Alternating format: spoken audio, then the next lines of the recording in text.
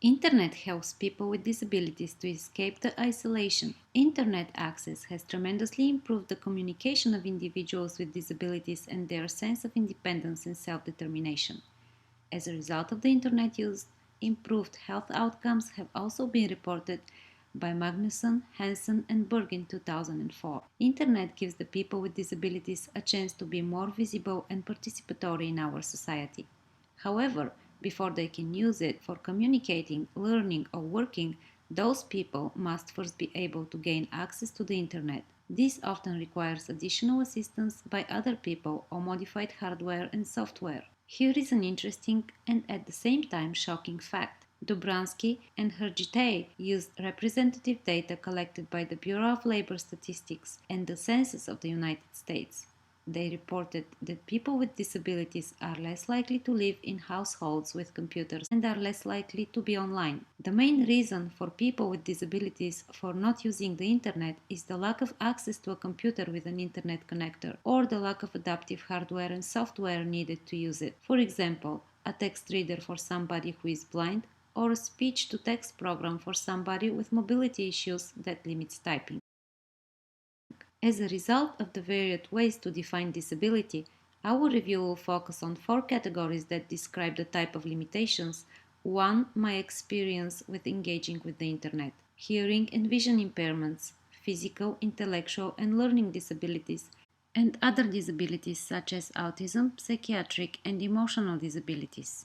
In regards to hearing disabilities, some individuals may just require hearing aids, while others may require a sign language interpreter. For an individual with a hearing impairment, closed captioning for video and audio material are keys to successful navigation and interaction, claimed Crow in his research conducted in 2008. The second group I will focus on are individuals with vision disabilities. For those who have a low vision, large print and screen magnifiers may suffice, while for people with more significant visual loss will require screen readers that convert text-to-speech output or braille readers that convert text on the internet to braille. When speaking of individuals with physical disabilities, we have to consider the fact that this group is extremely large. The focus will be on physical disabilities that involve upper extremities, as they are more likely to have an impact on one's use of the internet.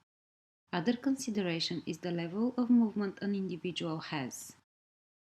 If not sufficient for typing on a standard keyboard, then alternative keyboards with larger keys or different key arrangements, touch screens or speech recognition software using voice commands used to control the computer and internet navigation may be warranted for internet navigation, explained researcher Crow in his 2008 research. Some individuals may not have hand or voice control, for example with severe cases of stroke or multiple sclerosis. Assistive technologies exist and continue to emerge that allow these individuals to utilize head, mouth, breath, or eye movements as an alternative to a traditional mouse or keyboard to control the screen.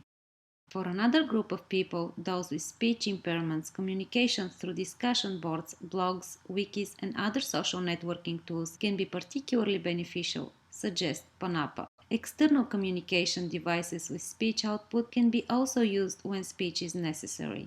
Individuals with cognitive disabilities are also a diverse group. For those with learning disabilities, technology plays an important role in increasing or maintaining their independence.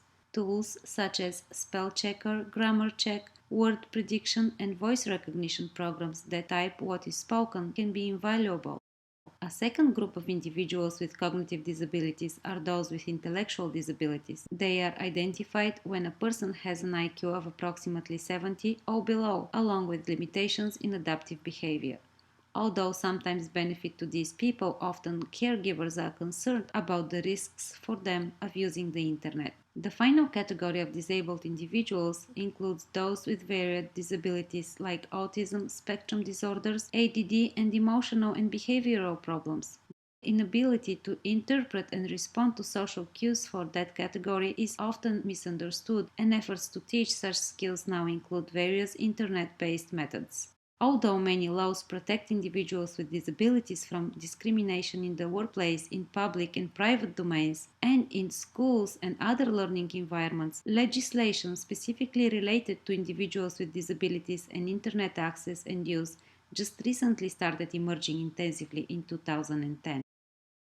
To summarize the information, external computer input devices available to assist individuals with disabilities include alternative keyboards, headsets with microphones, writing tablets, and other sophisticated speech-to-text programs. Additionally, the mouse or cursor can be controlled using head, mouth, breath, or eye movements.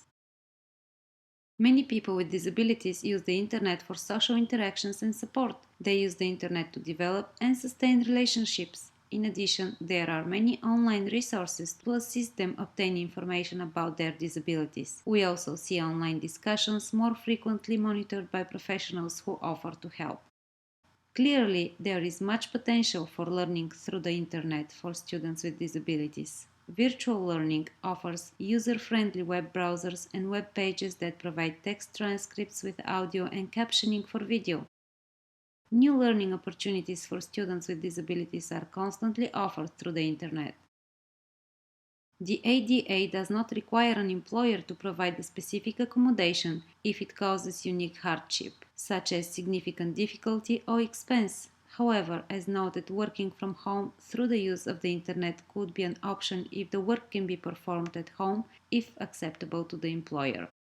Assistive equipment is now available for use by people who cannot read, type, or who have difficulties in putting their thoughts into typed text. Regardless that fact, the news release from the Bureau of Labor Statistics on June 24, 2011 alerts that the employment rate among individuals with disabilities was only 18.6%.